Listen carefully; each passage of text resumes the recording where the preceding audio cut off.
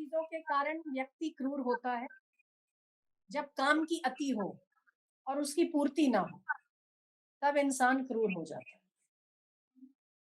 या इतना अहंकारी हो कि अपने मन की ना हो, और अहंकार भी काम से उत्पन्न होता है। तो जब जब हमको क्रोध आए तो सोचना चाहिए कि हम कहीं ना कहीं कामी हो रहे हैं, इसलिए हमें क्रोध आ रहा है। क्रोध बिना काम के उत्पन्न होता ही नहीं। जहां काम है वहां क्रोध है, और जहां काम नहीं है वहां प्रेम है। तो आप अपने आप को टटोलो, अपने आप को पूछो कि अगर हम इतना क्रोधी हो रहे हैं, कहीं हमारा काम दब रहा है इसीलिए हम क्रोधी हो रहे हैं, या ये है, तो फिर उसका इलाज होना चाहिए। बाकी अगर हमारे व्यवहार से किसी और को नुकसान होता है, तो इससे ज्यादा जघन्य अपराध हम इस संसार में और कोई नहीं मानते। परहित सरस धर्म नहीं भाई, पर पीड़न सम नहीं अपमान। शास्त्र का पहला वचन है। धर्म क्या है? तो परहित का धर्म है, पर दूसरों को पीड़ा पहुंचाना महान अधर्म है। ये रामायण कहती है। तो अगर तो राम जी, कृष्ण अगर हमारे आदर्श हैं, तो उसमें तो राम जी किसी को पीड़ा नहीं पहुंचाते। राम जी ने अधर्म का नाश करने के लिए रावण को मारा, तब भी लक्ष्मण को कहते कि उसके पैरों के पास जाकर हाथ जोड़कर उससे उपदेश ग्रहण करो कि वो ब्राह्मण है, उसने जीवन भर चाहे वो कैसा भी आतताई हो, उसकी आतताई का नाश हो गया है, उसके अधर्म का नाश हो गया है, पर आप उपदेश ग्रहण करो। और राम जी ने रावण को मारने के बाद अपने प्रायश्चित के स्वरूप में पैदल यात्रा की है पाकिस्तान की। पांडवों के द्वारा कई लोगों का वध हुआ, और वध किसी शौक से नहीं हुआ। कृष्ण ने वध करवाया, वो भी कृष्ण के आदेश से हुआ। फिर भी कृष्ण ने अर्जुन से कहा कि तुमने इतने सारे निर्दोषों को मारा है जिन्होंने अधर्म का साथ दिया। कईयों की तो बुद्धि नहीं थी, वो तो उसके अंडर में प्रजा थी, इसीलिए उनको करना उनका दोष नहीं था। तो अर्जुन, तुम प्रायश्चित करो और तुम पैदल यात्रा करके निष्कलंक महादेव जाओ। पैदल यात्रा करके कुरुक्षेत्र से निष्कलंक महादेव, ये झंडा लेके जाओ। हर महादेव के पास जाओ, जहां तुम्हारा काला झंडा सफेद हो जाए, तुम्हारे पाप धुल गए समझो। कृष्ण के आदेश से मारा है पांडवों ने, फिर भी प्रायश्चित किया है। और हम कौन सी बुद्धि से किसी प्राणी का इतना विनाश करते हैं? मच्छरों को हटाना हमारे बस में नहीं है। ईश्वर ने जिसको जान दी है, जान लेने का अधिकार हमारा कैसे बनता है? जब तक कि वो धर्म की हानि नहीं करता, तब तक हमें किसी को भी पीड़ा पहुंचाना क्यों है?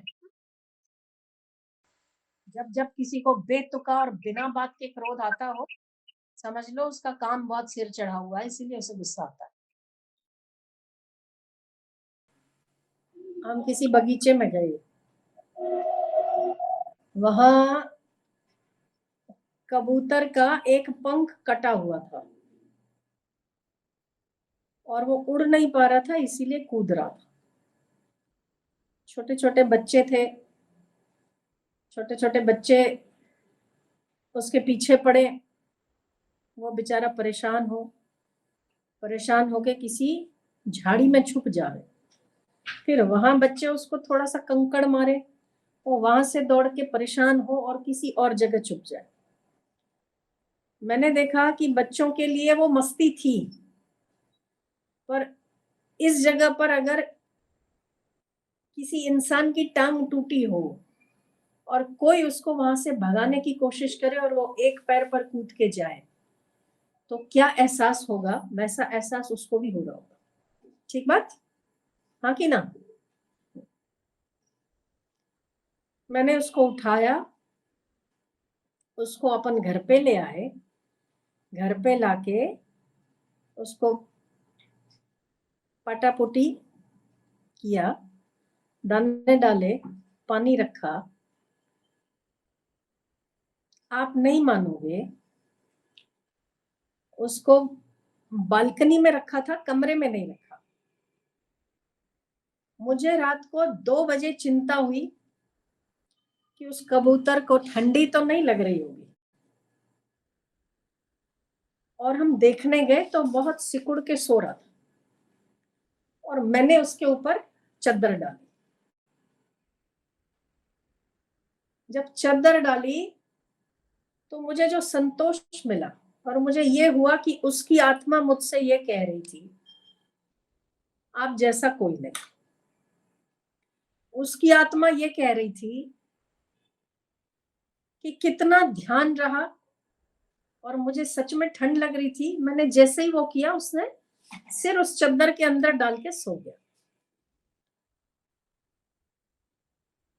जब सामने वाले को संतुष्टि, सुख और सुरक्षा का ख्याल और भाव जिसके चित्त में होता है, उसका हृदय प्रेम रहित हो कैसे सकता है? और जिसका हृदय प्रेम रहित नहीं है, भगवान उससे दूर कहाँ है? मैंने कहा, काम की अति हो तब इंसान की बुद्धि काम नहीं करती। अहम की अति हो, वहां बुद्धि मारी जाती है। न भजन हो, न आज्ञा पालन का सद्गुण हो, न भगवान के प्रति निष्ठा, आस्था, श्रद्धा हो। केवल मेरी खुशी, मेरी रुचि, मेरी कंफर्टेबिलिटी, मेरी सुरक्षा का भाव जहां पर है, वहां इंसान क्रूर बनता है। अमानवीय कृत्य करने पर मजबूर तो राक्षस होते हैं, जिन्हें केवल मैं और मैं, मेरे अलावा और कोई दिखाई नहीं देता। शास्त्र कहते हैं कि जिससे आपको भय लगे, आप अपने भय को बचाने की स्थिति में अगर किसी को मारते हैं तो वो अपराध नहीं है। जैसे शेर हो और शेर आपके ऊपर वार कर रहा हो और आपको दिखे और आपके हाथ में गन हो, तब आप उसकी हत्या कर सकते हैं। ऐसी स्थिति में जहां पर वो आपसे ज्यादा बलशाली हो, ज्यादा जहरी हो और आपके पास कोई और रास्ता ना हो, तो जंगली जीवों को जो नुकसान करते हैं इंसान की जान को, उन्हें मारना चाहिए। वो अपराध नहीं है। फिर भी आपने कभी देखा मैंने किसी बिच्छू को मारने के लिए कहा हो? है ना? हम बिच्छू का डंक काटने के लिए कहते हैं ताकि किसी का भी पैर उस पर पड़ जाए तो सामने वाले को भी नुकसान हो और इसकी जान को भी नुकसान ना हो। तो मेरी प्रार्थना है आप से, हृदय को कोमल बनाए रखो, क्रूरता की और नहीं, कोमलता की ओर।